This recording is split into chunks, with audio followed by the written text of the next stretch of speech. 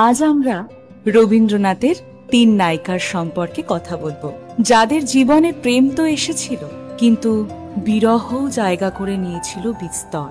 চিত্রাঙ্গদা, যে প্রমাণ করেছিল রূপ দিয়ে প্রেম হয় না, প্রেম হয় শুধু হৃদয়ের মিলন। মনোরথে সাজু অভিসারে পেহেলু সুনীল বেশ,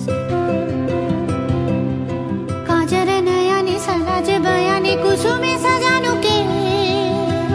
চণ্ডালিকা, জাত পাত স্পৃশ্য অস্পৃশ্যতার উপরেও যে প্রেম হয় তা প্রমাণ করেছেন। যমুনার পারে গহন আধারে ঘন নেই পবন মাঝে, পিয়া সে থামোর বেদনা কাতর মোহে লাগি বেঠে আছে।